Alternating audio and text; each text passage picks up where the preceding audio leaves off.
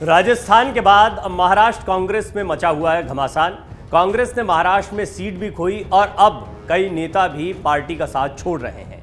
महाराष्ट्र विधान परिषद चुनाव में नासिक डिवीजन स्नातक निर्वाचन क्षेत्र से नवनिर्वाचित सदस्य सत्यजीत तांबे ने आरोप लगाया कि प्रदेश कांग्रेस के कुछ नेताओं ने उन्हें टिकट नहीं देने की साजिश रची थी।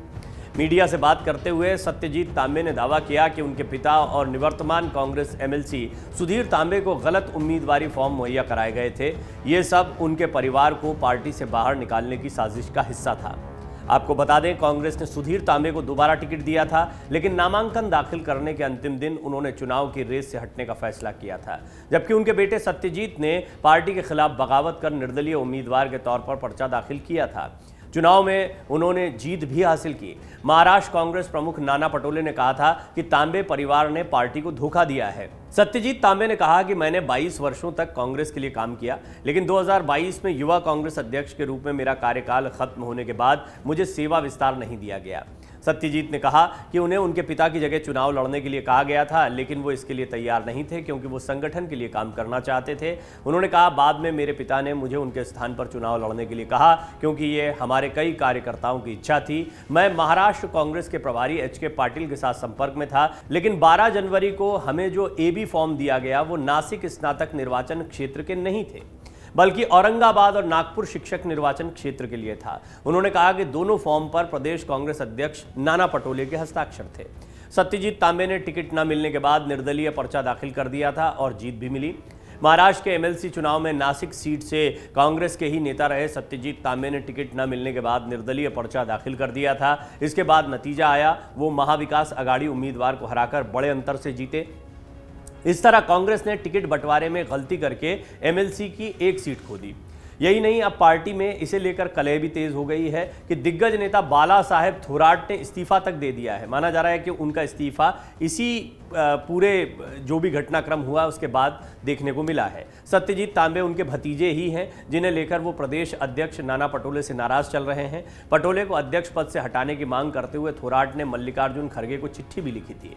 बाला साहेब थोराट ने इस्तीफा दे दिया। बाला साहेब थोराट पहले भी नाराज रहे। उनका कहना रहा है कि पार्टी में राज्य में क्या फैसले लिए जाते हैं इस बारे में उन्हें कोई जानकारी नहीं दी जाती है।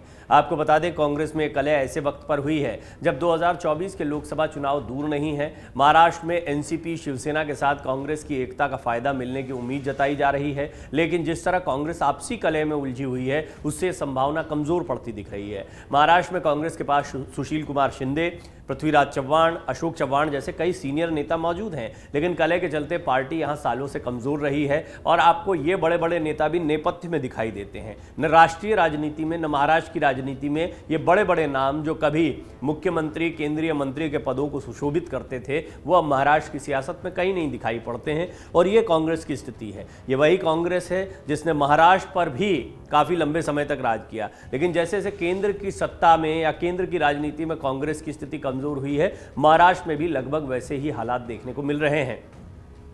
हाल ही में महाराष्ट्र से राहुल गांधी की भारत जोड़ो यात्रा भी गुजरी थी। इस यात्रा में एनसीपी और शिवसेना के नेता भी शामिल हुए थे।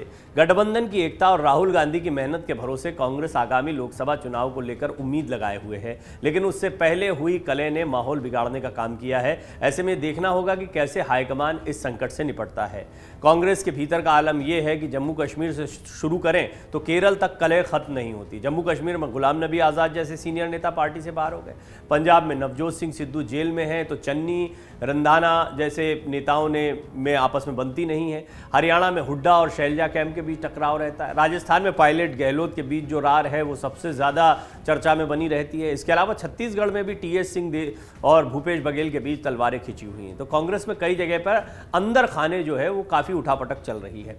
राहुल गांधी ने, आपको याद होगा, राजस्थान में जब उनसे पत्रकारों ने सवाल किया था और ये संदर्भ था पायलट और गहलोत को जोड़ते हुए कि आपकी पार्टी में जो आपसी खींचतान चल रही है उस पर क्या कहना चाहेंगे। तो राहुल गांधी का कहना था कि हर पार्टी में ये सब कुछ होता है, थोड़ा बहुत हमारे यहाँ पर भी है।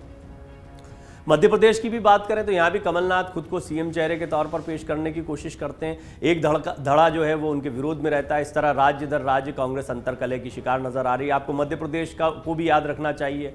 जब राहुल गांधी ने दिग्विजय सिंह और कमलनाथ को मंच पर साथ में बुलाकर गले लगवाया था। ये गले नहीं लगना चाह रहे थे और दूसरी बार राहुल गांधी को कहना पड़ा था। तो कुल मिलाकर बात सिर्फ महाराष्ट्र की नहीं है, लेकिन महाराष्ट्र का ताज़ा मामला है। ये बताता है कि बाला साहेब थोराट और नाना पटोले के बीच में किस प्रकार जो है वो ये दूरियां बढ़ी हैं। और तांबे जो एक ज़माने में कांग्रेस के लिए बड़े मजबूत नेता हुआ करते थे, उनकी पहले तो बगावत कह लीजिए इसको आप, या एक तरीके से एक बड़ा नुकसान है जो कि आपसी कला की वजह से, अंदरूनी उठापटक की वजह से कांग्रेस में देखने को मिल रहा है। अब मल्लिकार्जुन खड़गे के सामने कई चुनौतियां हैं, अभी अभी अध्यक्ष बने हैं, तो उनको ये अंदरूनी कले, उन चिट्ठियां उनके पास भी जा रही हैं। दोनों गुट के लोग जो हैं वो अपने अपने तर्क रखते हैं, अपनी अपनी बातें रखते हैं। कौन पार्टी को नुकसान पहुंचा रहा है, कौन पार्टी को फायदा पहुंचा रहा है, इसका आकलन करने का काम जो है वो आला कमान का होता है। अब देखना होगा मल्लिकार्जुन खड़गे इस पर क्या डिसीजन लेते हैं, लेकिन निश्चित तौर पर आने वाले दिनों में एक तरफ कांग्रेस जो है वो राहुल गांधी की छवि को मजबूत करने का प्रयास कर रही, तो दूसरी तरफ ये परेशानियां मुंह बाए खड़ी हैं कि आप एक चेहरे को तो मजबूत कर रहे हैं, लेकिन बहुत सारे चेहरे जो हैं वो पार्टी से छिटकते जा रहे हैं और पार्टी को बांधे रखना है। यानी भारत जोड़ो के साथ साथ पार्टी जोड़ो की जो बात कही जा रही थी, वो सचमुच में एक बहुत बड़ी चुनौती और एक बहुत बड़ा प्रश्न है जो इस वक्त राहुल गांधी के सामने और कांग्रेस आला कमान के सामने मौजूद है। डाउनलोड करें अमर उजाला ऐप और पाएं खबरें लगातार। अगर आप ये वीडियो YouTube पर देख रहे हैं तो हमारे चैनल को सब्सक्राइब करें और बेल आइकन को दबाना ना भूलें। अगर आप Facebook पर ये वीडियो देख रहे हैं तो हमारे पेज को लाइक करें।